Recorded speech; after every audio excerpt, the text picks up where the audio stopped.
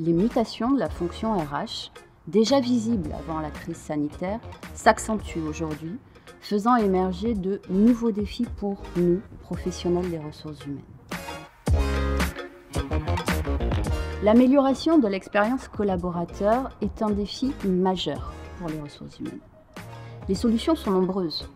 Privilégier un management fondé sur la confiance, la bienveillance et l'empathie, partager les valeurs et la raison d'être de l'entreprise, développer l'écoute des besoins des collaborateurs.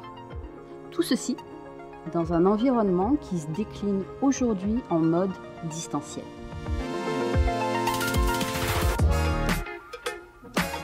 Selon une étude menée par le cabinet Deloitte, 87% des personnes interrogées accordent de l'importance au sens que revêt leur activité professionnelle. Cela implique à la fois de mettre en avant les valeurs phares de l'entreprise et de les exprimer pour encourager la créativité collective et le sentiment d'appartenance.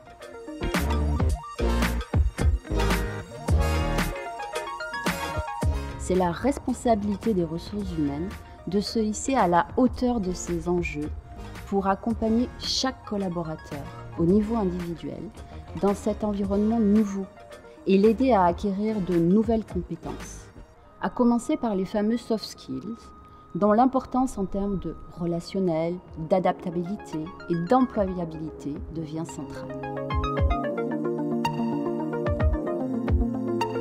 Le développement des actions à responsabilité sociétale est également indispensable. Les actions RSE doivent être concrètes et réelles et concourir à nous ancrer au sein d'une communauté.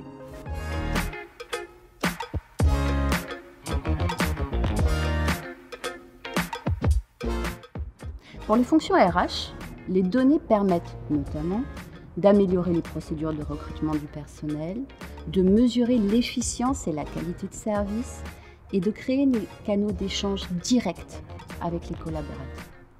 Voilà une mine d'informations offertes à l'entreprise pour améliorer des parcours de carrière, proposer des formations pertinentes, individualiser les parcours de compétences et anticiper les besoins futurs d'évolution des organisations.